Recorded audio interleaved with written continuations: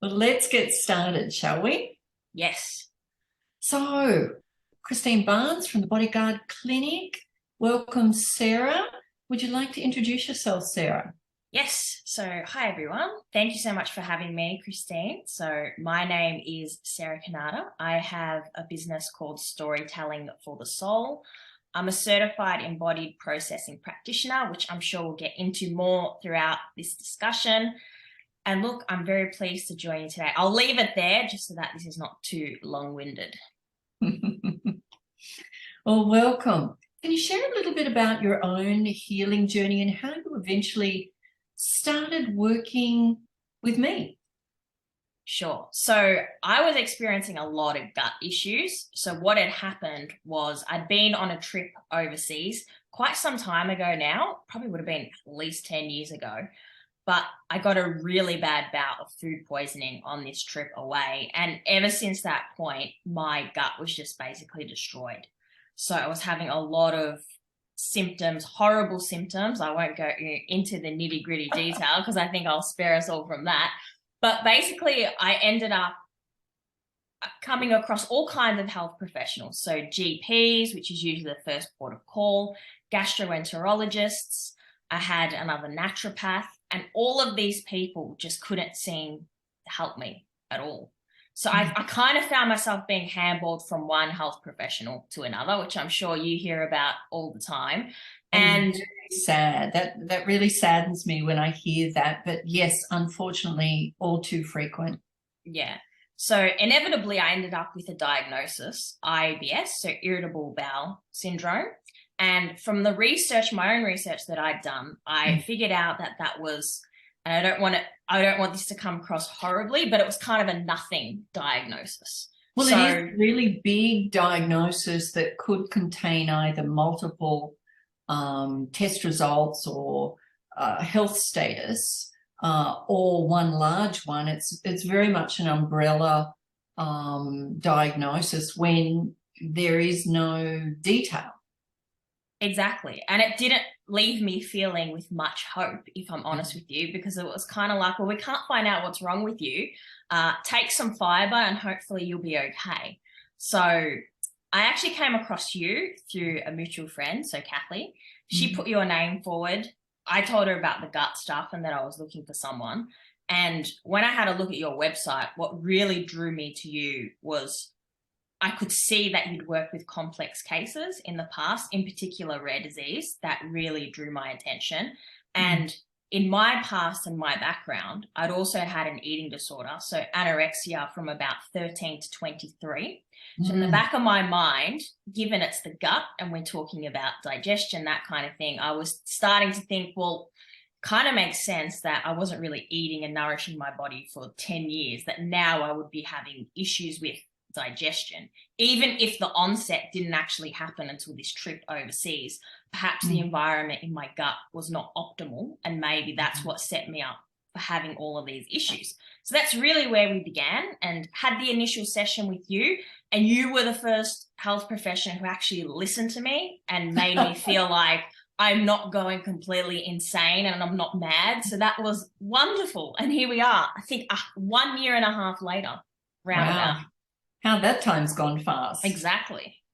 And were you already using your storytelling for the soul techniques or embodied processing techniques before you'd started treatment with me? Yes. So the healing through writing, yes. So what I figured out by backtracking my story. So the interesting thing about my eating disorder is that I never actually went into professional treatment for it, which is not something that I advocate at all for obvious reasons. I think in reality, it probably just lengthened the suffering for everyone involved.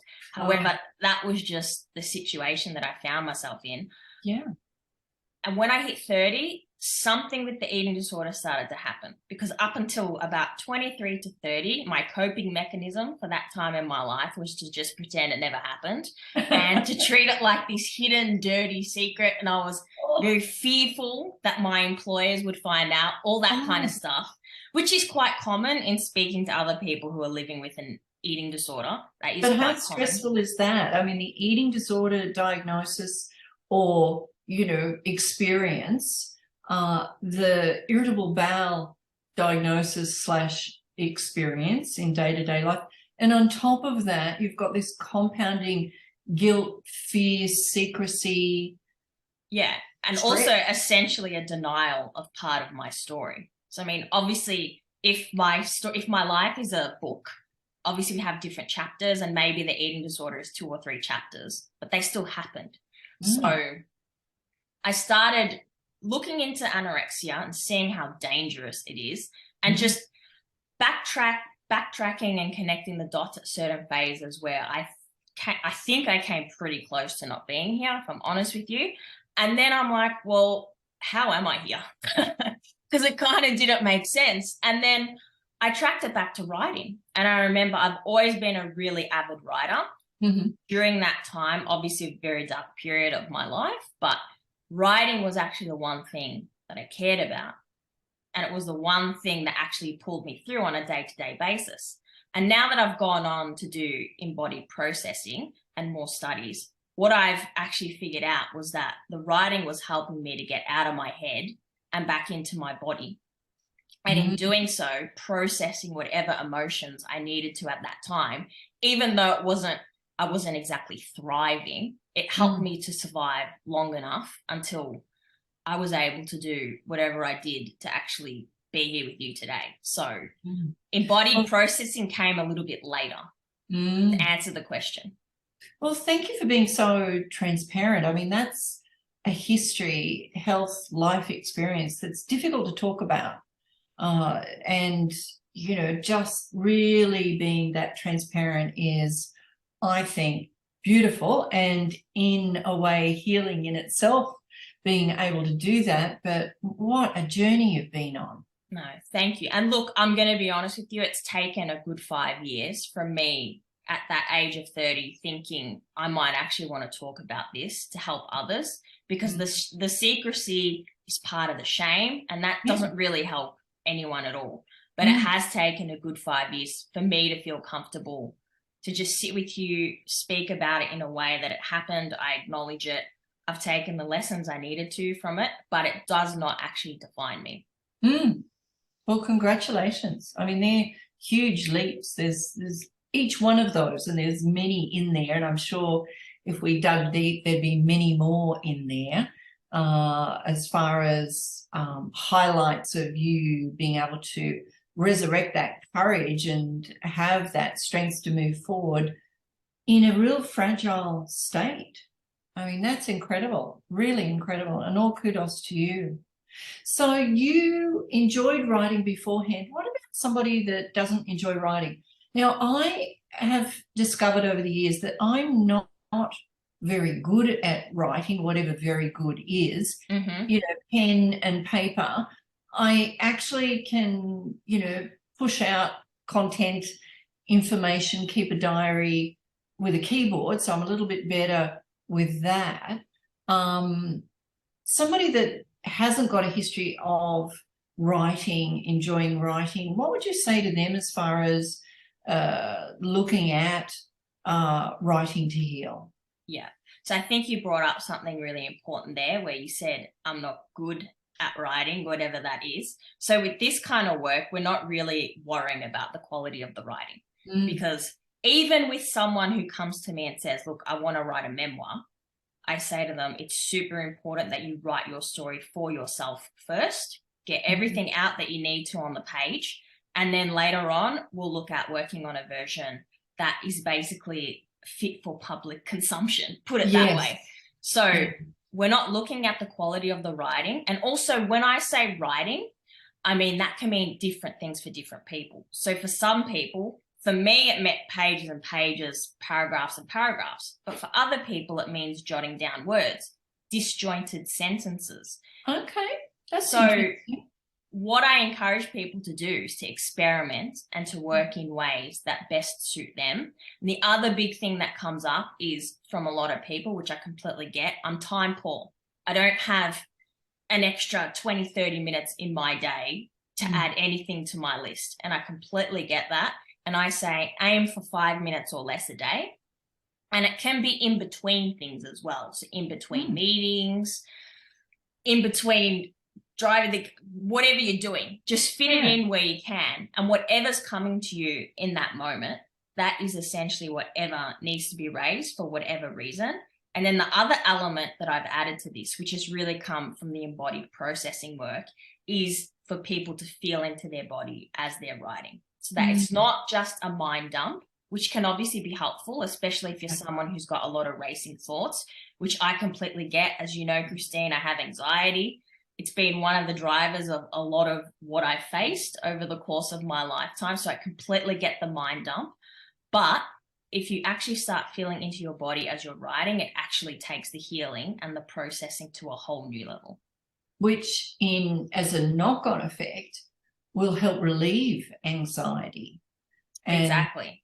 You know, and then knock-on effect from relief of anxiety is whatever health issue is, or lifestyle issue even, that anxiety is producing, whether that be an eating disorder or self-medicating with alcohol or whatever it happens to be, that we're striving to feel better.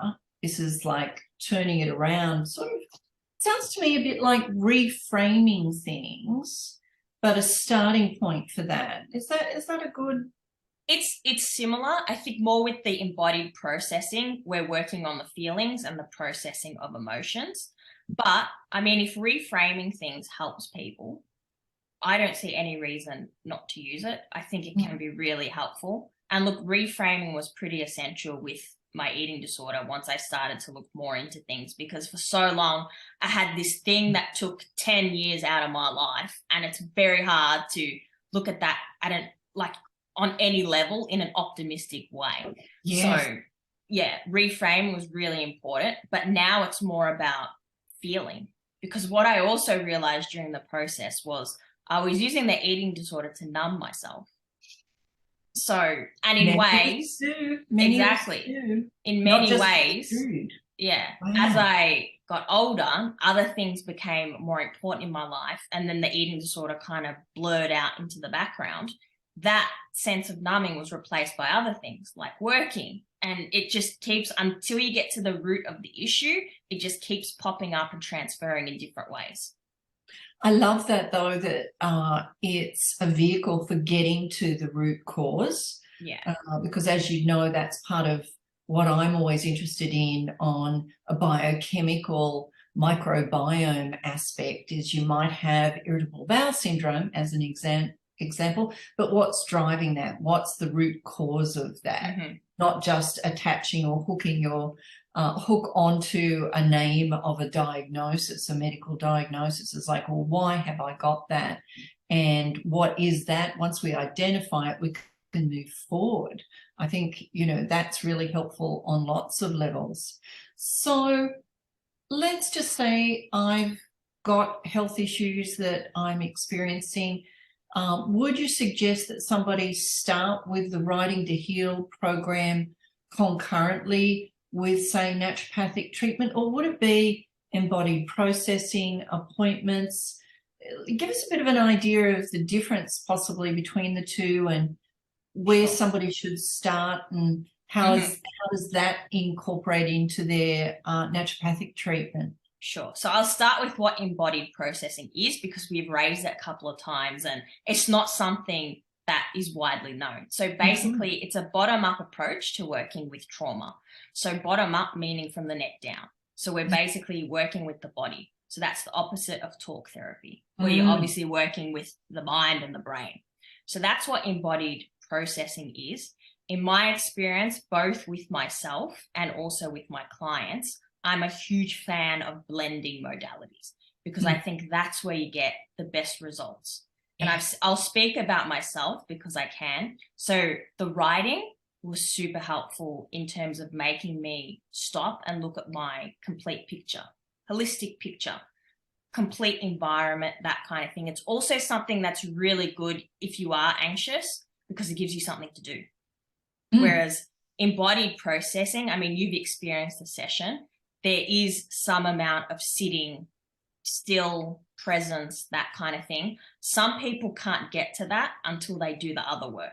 So your work, naturopathy, will help a lot with that. And that was what I found. So I wanted to be still and present, and I was trying to do meditation and all those kinds of things, but my body was not still and present. I mean, when I first started working with you, I could not sit here like I am now without having movement in my gut. And it was just, it didn't feel natural. So sitting in meditation itself was very hard, almost impossible, because obviously where's my mind going to go to? Where I'm feeling pain and that kind of thing. So, and part of embodied processing is always just allowing those feelings to be there, allowing the sensations to be there. It's not about pushing anything away or stuffing things down. It's literally about allowing emotions in the body to process, to be felt. And essentially it's about nervous system regulation.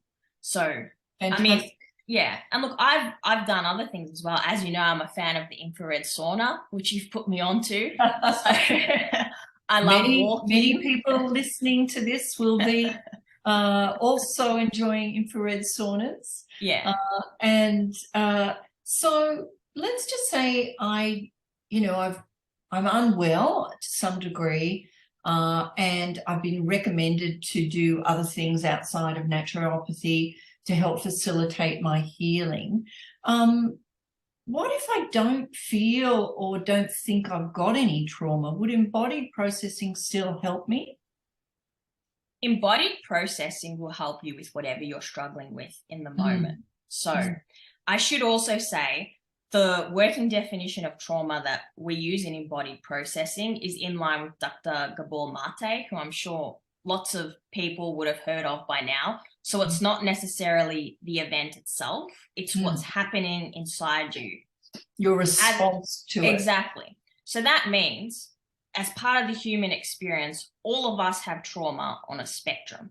It means trauma is highly subjective as well.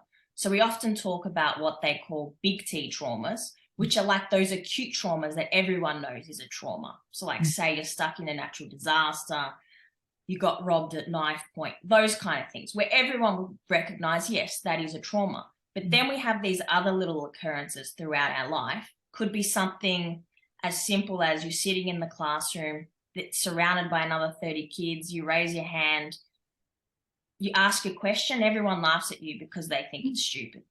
So that is another example. In another human, that won't cause any kind of trauma. They'll just, they won't think twice about it. So we're all different. We're all unique. So I hope that helps people to just think of trauma a little bit differently. Yeah, I found that very helpful and interesting given my background in history.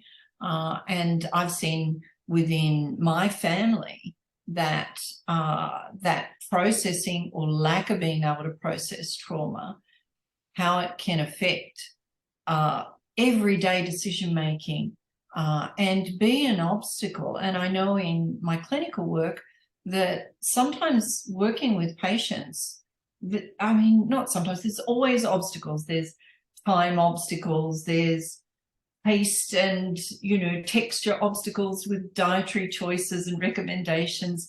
But sometimes it can be a challenge for people to actually do what they're being asked to do, even though they know they need to do it. And I've got to say that I've experienced that a couple of times over my life as well, that, certain things have been recommended and I go, oh, why can't I do that? And I've always tried to find another way around it. And because of my education and background, I'm aware of there is a reason why I haven't undertaken that work, that homework, that, that solution I was supposed to do for my own health and well-being or my business or, something in my lifestyle. So somebody that is not aware and hasn't made those connections, what would you say to them if they're experiencing, and usually I'll just back up a little bit, usually we've got a shopping list of reasons why we haven't done what we're supposed to do. That's been my experience. Oh, I couldn't do it because of that and that and that was another reason why I didn't get done whatever that homework was, or I didn't get started with that supplement or that intervention. Is that a sign that somebody would benefit from doing embodied processing? sessions? I mean, how can like I can recommend to somebody, this sounds like a good idea for you, but somebody listening to this out there may not realize that obstacles they're experiencing are because of some of these perceived traumas. And, you know, what would, if we're saying, okay, you could benefit from embodied processing, how would that benefit them? Yeah, definitely. So I think you've brought up there that whether we're aware of it or not, we are triggered in everyday life. And because we haven't processed those emotions, we get stuck in these patterns and it's really hard to change. And unless we explore and process whatever we need to, we're likely going to stay stuck in that pattern, full stop. And that's obviously not what everyone wants. If they want it, fantastic. But people want to change, but change is hard. So we're not making these conscious decisions not to take the supplement, not to go out for a walk because that was recommended, whatever it might be. It's actually happening at a subconscious level. So, and that's where writing to heal and embodied processing can be really invaluable. And I should say, just in case people get ideas and want to start delving into their past, a key component of all of this is cultivating and building safety, because without safety, healing is not possible. So it's a core part of embodied processing. So what we do is we cultivate safety, where we build this container where we're able to go and revisit experiences, emotions, whatever it might be, in a safe way. So we're touching it, stepping back to safety, touching it, stepping back to safety, so that over time we allow whatever needs to process. So if you don't relate to the word safety, because sometimes people don't, just think of stability, comfort, support, or if none of those work for you, what we're talking about is the opposite of overwhelm. So embodied processing is fantastic for that. But with the writing to heal, I've also woven that into that course as well. Oh, wonderful. And that's really important, because with trauma, what we don't want to do, we don't want to re-traumatize ourselves, because that's not helpful. And the body doesn't know if we're revisiting past experiences. And I'm sure everyone can think of this. If you think about the happiest or the worst times in your life, you feel it in the body. And the body doesn't know that that's not happening now. So that can lead to re-traumatization, which is not going to help us get to where we want to go. So, I mean, I would say the writing to heal is a really good starting point. And then depending upon how people feel, because the reality is not every modality will be for everyone. But if people are feeling like they're getting a lot out of it and they'd like to delve more into embodied processing, that's when you look at one-on-one sessions. And one-on-one is the embodied processing, but the writing to heal, you're still in there guiding them. Have I got that correct? Yeah, so the way the writing to heal works is that after you've signed up, you'll get writing prompts over 7 days. So there's also a closed Facebook group attached to that that's completely free, and that's a supportive, safe environment where you can post about or share your feelings. But as part of the whole course, you've also got my direct contact. So if you don't feel comfortable sharing, that's completely okay. Lots of people don't. You're always very welcome to email me directly, and I'll provide guidance and support. And if I feel like you need the one-on-one support to actually progress and to be feel a little bit more like you are making progress, I'll just tell you. That's fantastic.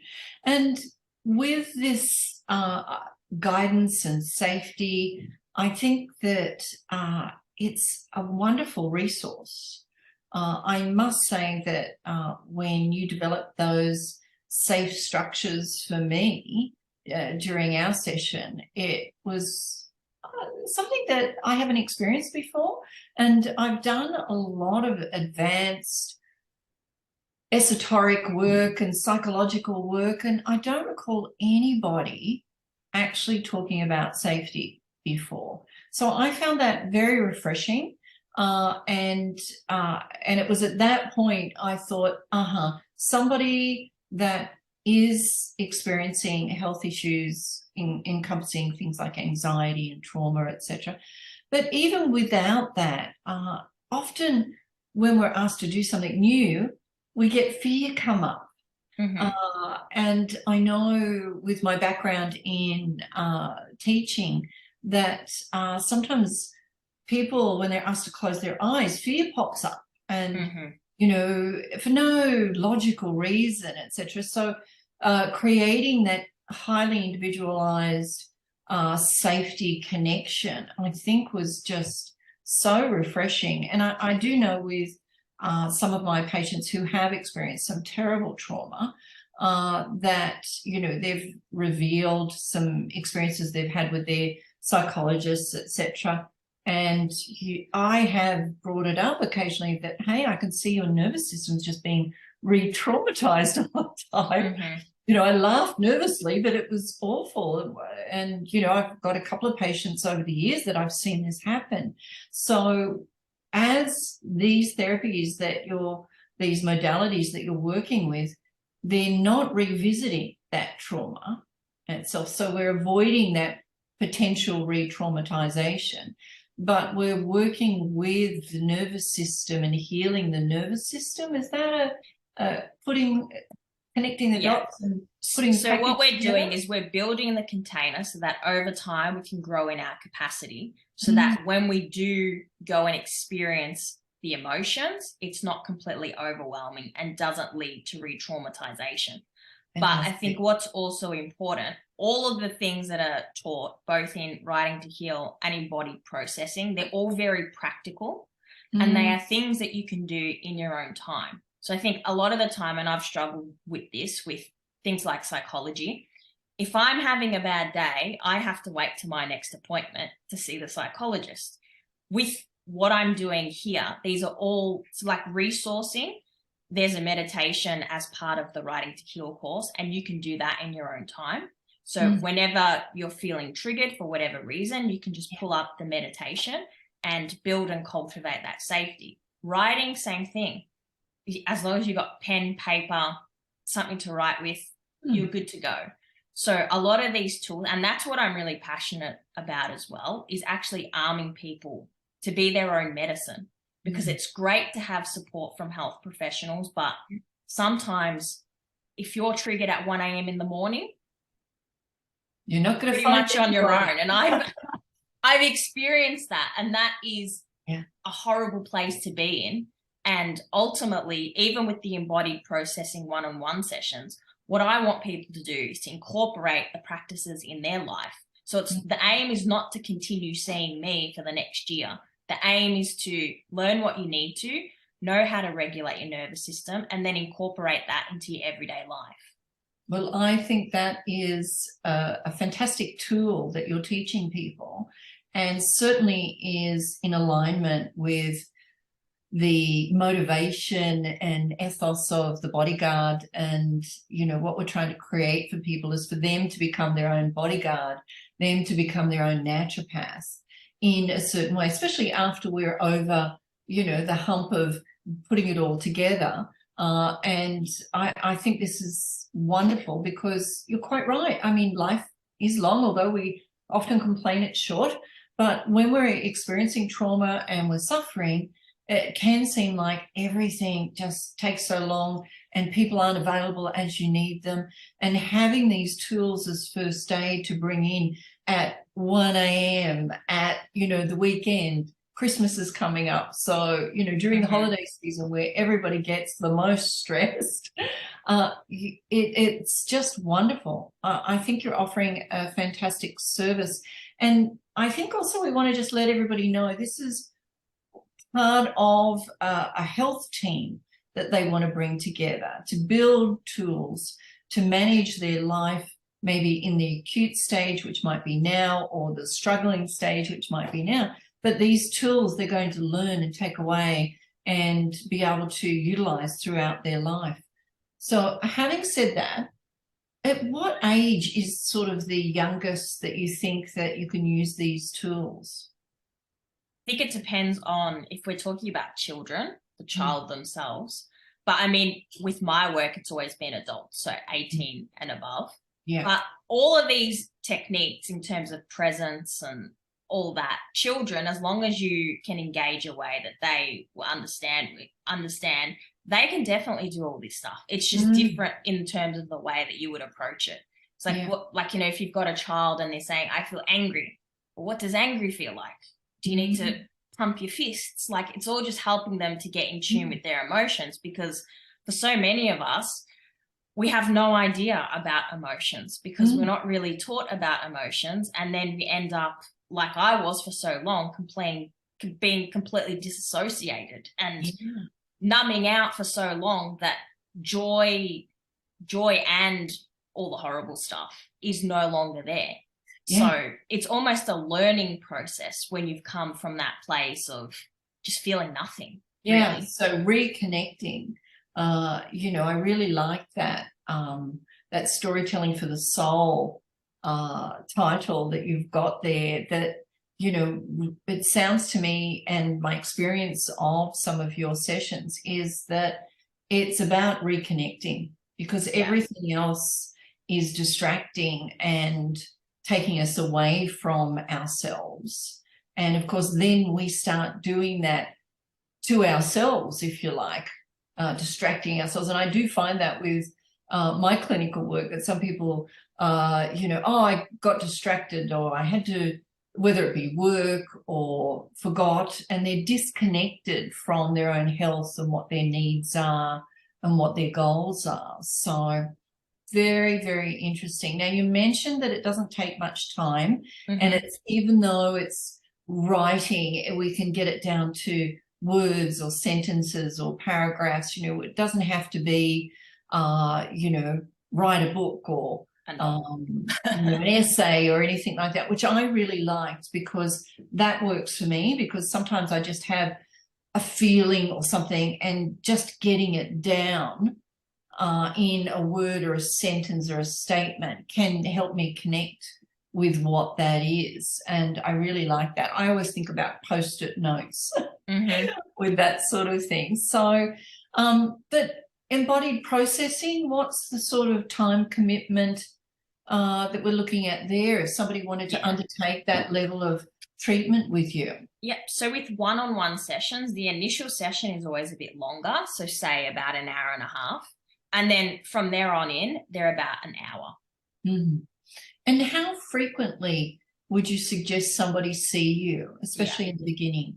Completely up to the person, because some people need time to integrate things. I think most people, for some people, once a month is enough.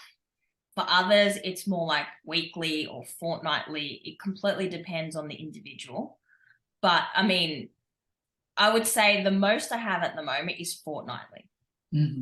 Yeah. And that's really with people who've come to me for a very specific problem. So that's usually how people present. They say to me, I've got anxiety, or I'm struggling with disordered eating. I'd like to work with you. What do you suggest? So really, we have that initial session, similar to how you work, have the initial session, establish whether we feel comfortable with one another, because as I said before, if that safety piece is not there, healing can't occur. And then from there, we see how we go. And sometimes people need to swap. Fortnightly becomes too much, because sometimes with these sessions, we never really know what we tap on, what layers we tap on. So sometimes people have a whole of body response. So they just need to like sleep it off for a couple of hours. So, but that can be a bit intense for people. And then we play it by ear and we work with the body. And like you said before, it's about reconnecting with the wisdom of the body. So we listen, we listen to the body.